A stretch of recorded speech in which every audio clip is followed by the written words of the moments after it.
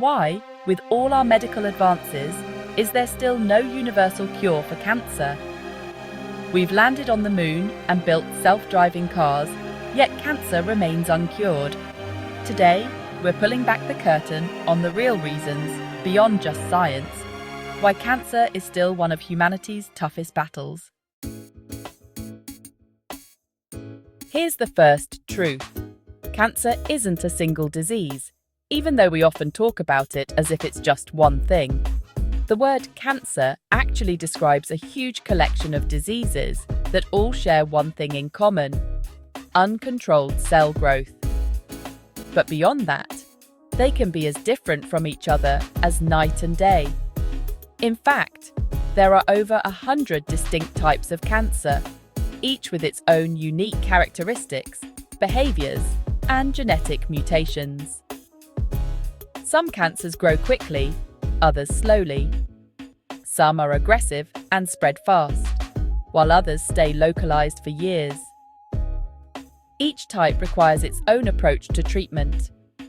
Even within a single type, like breast cancer, there are countless subtypes. These subtypes can look similar under a microscope, but respond very differently to treatments. Some might shrink with certain drugs, while others are completely resistant. This means doctors must tailor therapies to each patient's specific cancer profile. This incredible diversity makes the idea of a one-size-fits-all cure for cancer a fantasy. What works for one person's cancer might do nothing for someone else's, and the challenge doesn't stop there. Cancers can even change over time, especially after being exposed to treatments. They adapt, evolve, and sometimes become resistant, making them a constantly moving target for scientists and doctors. So, when you hear about the possibility of a universal cure, remember, scientists are fighting an enemy with 1,000 faces, each one requiring a different strategy. The battle against cancer is really a battle against many diseases at once. The idea of a single, magical cure is more myth than reality. Instead, progress comes from understanding the unique nature of each cancer and developing targeted treatments that give every patient the best possible chance. Cancer cells are master escape artists, mutating rapidly to dodge treatments. They adapt, pump out drugs, and even hijack the body's own systems to survive. This relentless adaptability means treatments that work in the lab often fail in real patients. We're not just fighting a disease, we're battling evolution itself. That's why curing cancer is so much harder than it seems. Let's talk about money. In the world of pharmaceuticals, money isn't just a side effect. It's often the driving force behind every decision. The industry is worth hundreds of billions of dollars, and every pill, every treatment, and every new drug represents a potential windfall for those at the top. Ongoing cancer treatments rake in billions every year for pharmaceutical companies. These are not just numbers on a spreadsheet. They represent a steady stream of revenue that keeps investors happy and stock prices climbing. The more patients rely on these treatments, the more profitable the business becomes. A permanent cure? That's a one-time sale, far less profitable than a lifetime of prescriptions. For many companies, the idea of a cure is less attractive than a treatment that must be taken again and again. These companies answer to shareholders, not patients. So the incentive is to keep treatments coming, not necessarily to find a cure. The pressure to deliver quarterly profits can overshadow the mission to heal. Patients often become long-term customers, cycling through expensive therapies. For many, the hope of a cure is replaced by the reality of ongoing appointments, mounting bills, and a medicine cabinet full of prescriptions. Yes, there are scientists chasing real cures, driven by passion and a desire to help. But business priorities, Funding decisions and corporate strategies often get in the way, slowing progress and shifting focus away from true breakthroughs. In Big Pharma, profits and patients are uncomfortably intertwined. The question remains, can we ever put people before profits, or is the system designed to keep us all coming back for more? Developing a new cancer drug is an incredibly complex and expensive journey. In fact, the process can cost up to $2.6 billion from start to finish. This staggering figure includes years of research, countless experiments, and the salaries of highly trained scientists, as well as the cost of state-of-the-art equipment and facilities. Every step, from the earliest discovery phase to the final clinical trials, demands enormous financial investment and resources.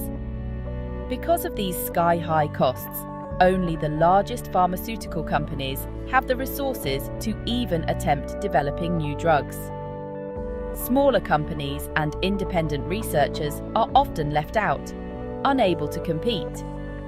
Even for the big players, most drug candidates fail somewhere along the way, sometimes after years of work and millions of dollars spent, never making it to the patients who need them most.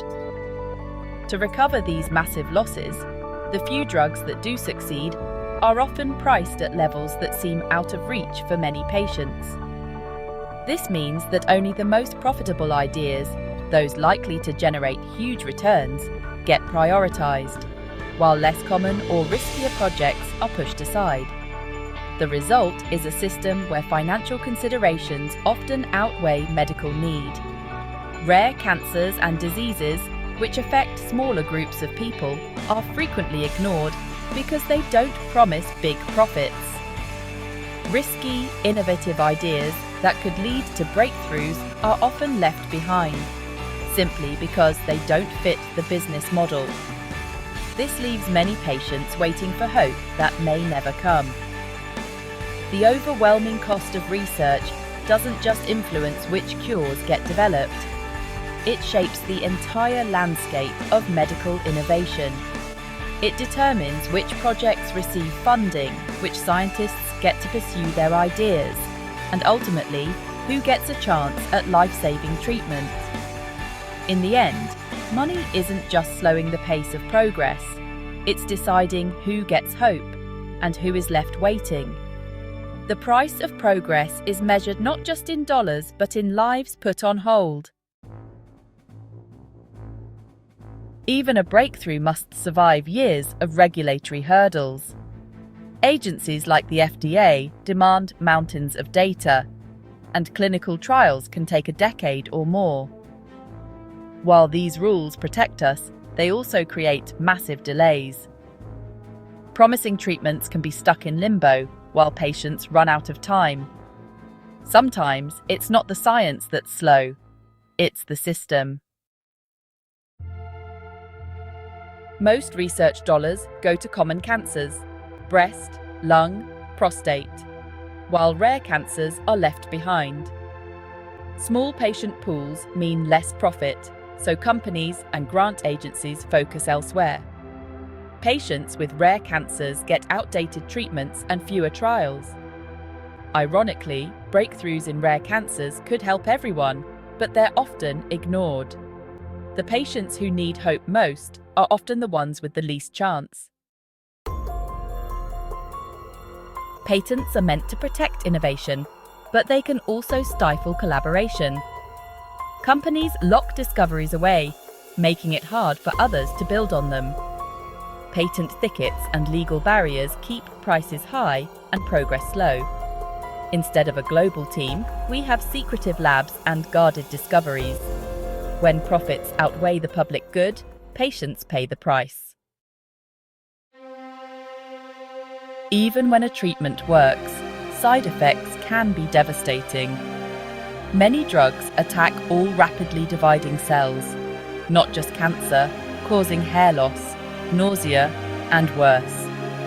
Some experimental cures are so toxic they're unusable. Regulators are cautious, but that means some promising treatments never make it out of the lab. The search for a cure that doesn't harm healthy tissue continues. Cancer cells can become resistant to drugs, much like bacteria with antibiotics. A few cells survive treatment, multiply, and soon the drug stops working. Drug resistance is a major reason for relapse and failed therapies. Scientists try combination therapies, but cancer keeps adapting. It's a race.